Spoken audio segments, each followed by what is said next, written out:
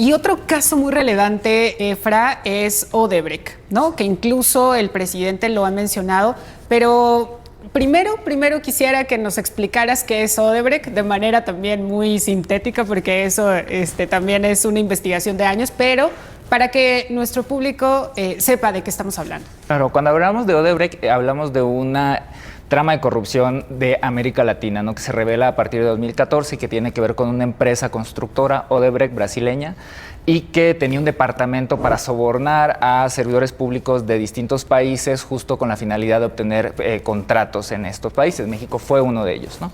En Quinto Elemento Lab, desde 2017, hemos publicado historias revelando justo la transferencia de estos sobornos que están vinculados a Emilio Lozoya, quien era en ese momento el director de Pemex y ahora ya está justo en prisión, enfrentando distintos procesos penales.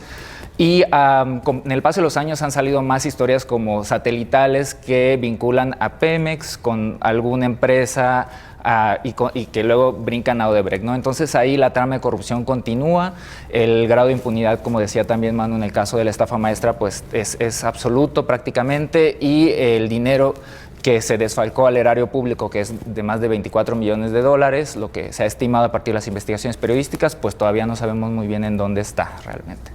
Y déjame nada más que hagamos una pausa para que veamos esta declaración que repetidamente ha hecho el presidente López Obrador en su conferencia mañanera. Veamos. Reservaron, lo guardaron, no se transparentó. Y esta fue una decisión, aunque sea paradójico, contradictorio, del Instituto de la Transparencia. Bueno, y ahora ya que vimos al presidente, Efra, te pregunto, ¿esto que dice es verdad? Para empezar, creo que muestra un desconocimiento, como decía Manu hace un momento, ¿no? Sobre cuáles son las facultades del instituto, que definitivamente no es llevar a alguien, digamos, como a responsabilizarse sobre algún tipo de delito, en este caso de corrupción. Eso le toca totalmente a la Fiscalía. Y lo otro es que desde que se inició la investigación en 2017 en México en contra de Emilio Lozoya, varias periodistas intentaron acceder al expediente, incluso con resoluciones sobre las que la Fiscalía, en ese momento Procuraduría General, se amparó, y fue hasta un par de solicitudes que llegaron a recurso de revisión, porque la Fiscalía dijo no les podemos entregar esto a Quinto Elemento Lab, a la reportera Andrea Cárdenas.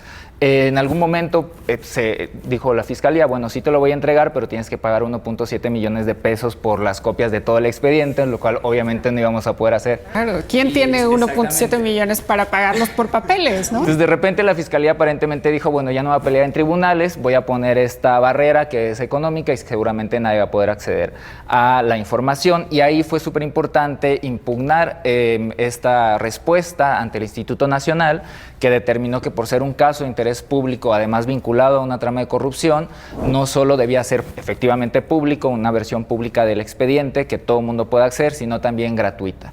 Y fue así que, y además ordenó a la Fiscalía que subiera el expediente completo a su sitio web. Entonces en este momento cualquier persona puede buscar esas versiones públicas del expediente de Odebrecht relacionado con Emilio Lozoya. Claro, digamos que aquí sí hubo una pelea, ¿no? Tal cual, por la transparencia, pero imaginemos un peor escenario, que es, si no tuviéramos INAI, Efra, ¿cuál sería la ruta para obtener información?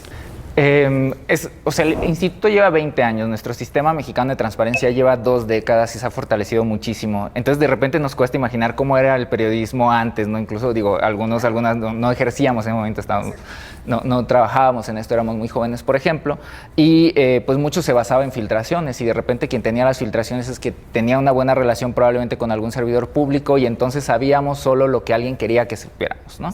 Para empezar. Lo que hace el instituto es generar un sistema que es sencillo, que es gratuito además, que cada vez es más accesible para que cualquier persona pueda pedir información a cualquier autoridad, y cuando no estamos conformes, pues podemos luchar por ella ante los institutos garantes nacionales y estatales, ¿no?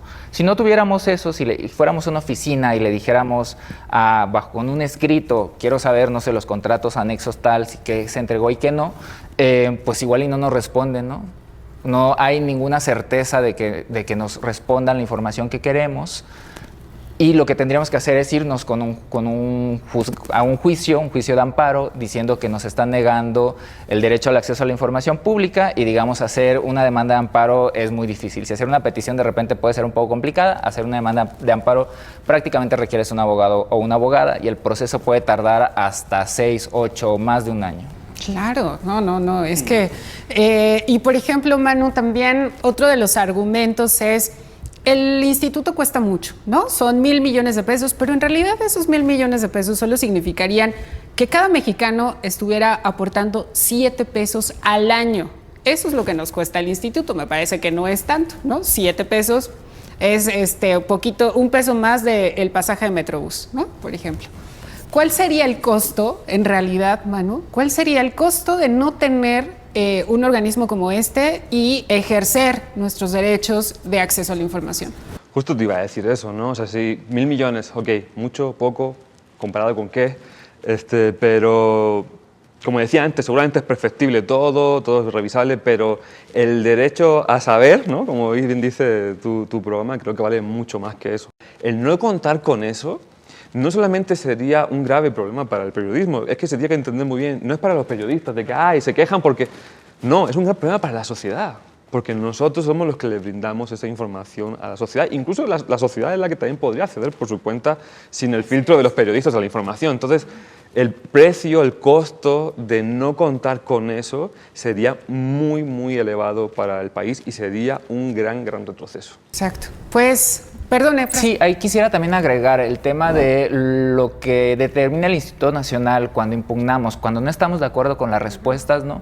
Nos indica que hay información que alguna autoridad quiso ocultar, ¿no?